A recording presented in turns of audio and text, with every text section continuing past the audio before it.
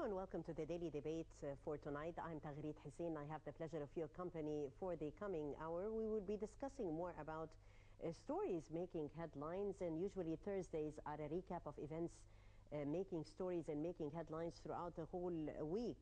Of course, the protest law comes on top of the list as a major headline. Egypt saw also lots of developments. On one side, the issuance of the protest law to regulate peaceful protests that has sparked some criticism, despite the fact that it was a popular demand.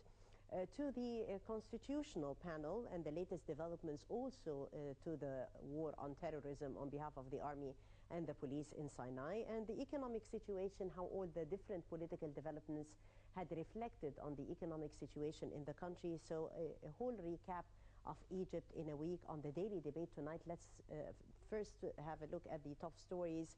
Musa says voting on the final draft constitution starts Thursday. The chairman of the 50-member Constituent Assembly tasked with amending the 2012 Constitution, Amr Musa, said that voting on the final draft constitution, concluding meetings Thursday, if the committee finds consensus over the articles. As for the voting system, Musa said the committee is discussing the articles stipulating that the voting would be divided for 1/3 for individuals, 2/3 for lists.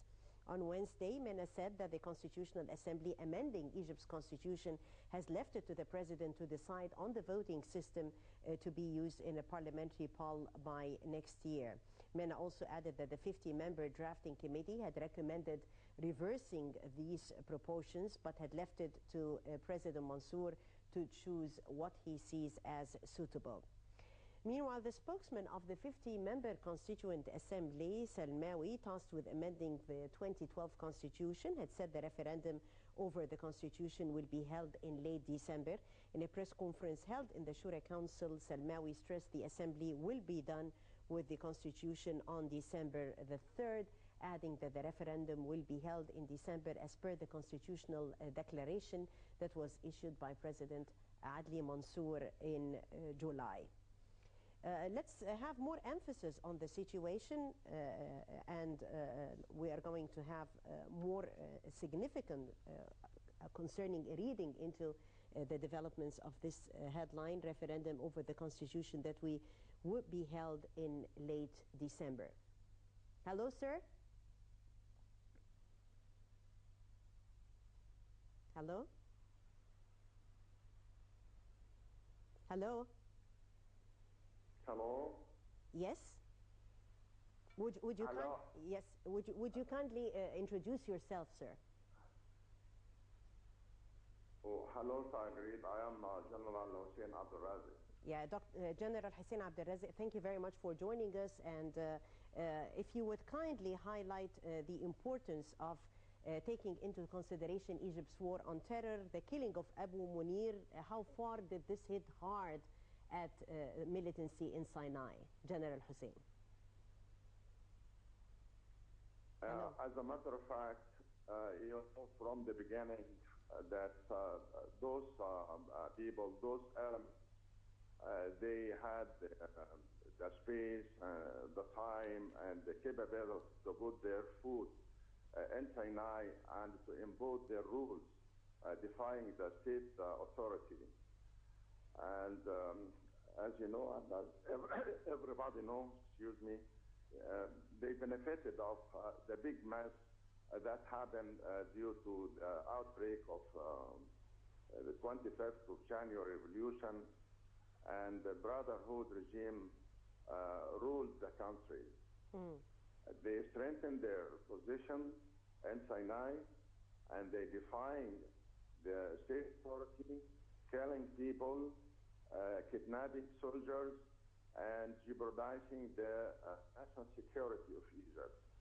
And from the beginning, the main goal of the army in Sinai, as everybody knows, was to eliminate these elements, these militia and these terrorists, and also to maintain the unity of our territory and the stability of our country.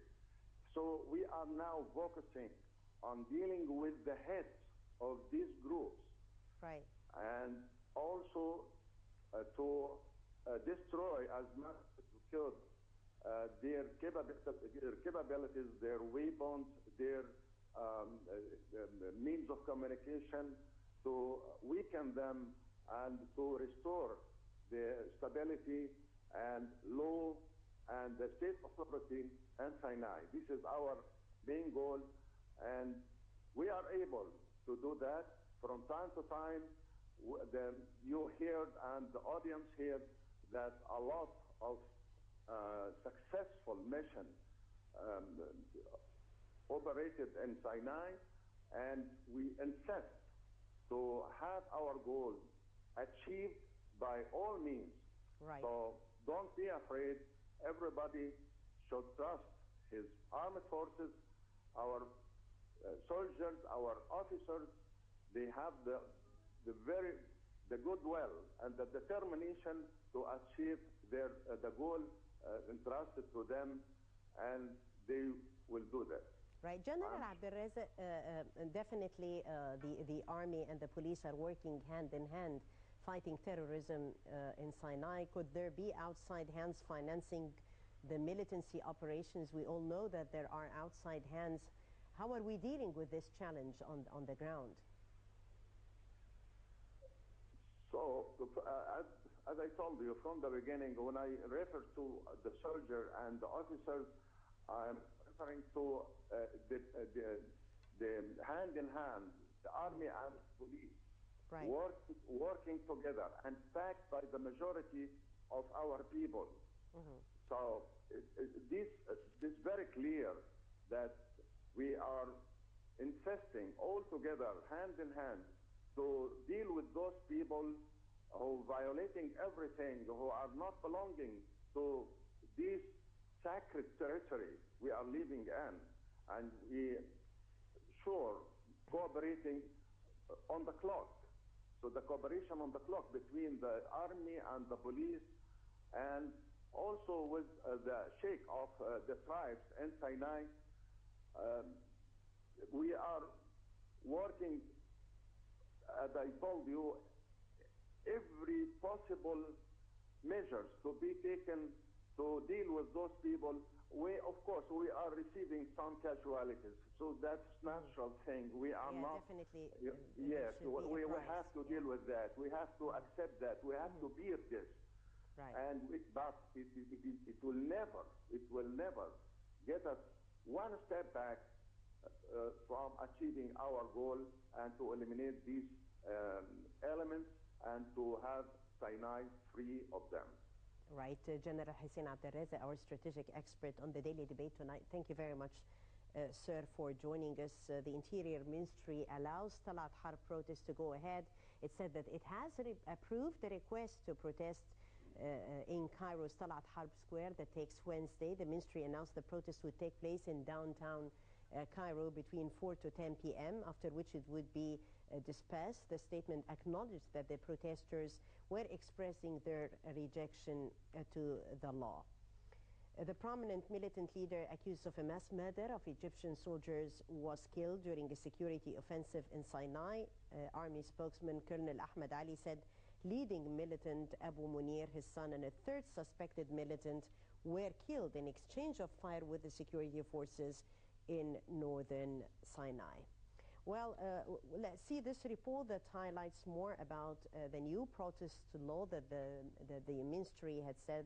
The Ministry of Foreign Affairs had said earlier Egypt cannot accept interference in the internal affairs of the country by any sort of party. The military spokesman said that the ministry is following international community's attention to internal developments in Egypt, highlighting this is normal in the significance of Egypt and its regional weight. That's concerning Turkey, that the Foreign Affairs has struck back at the U.S. and Turkish Prime Minister Erdogan over comments that were made earlier about Egypt over the last few days, and this was also making headlines. This report, and we'll be back.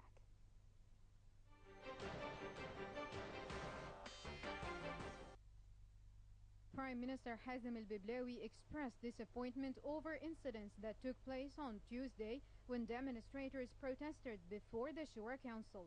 He said that what happened on Tuesday was disappointing and there was no perfect law, but there were legislative channels to express opinion. He continued saying that the protesters were insisting on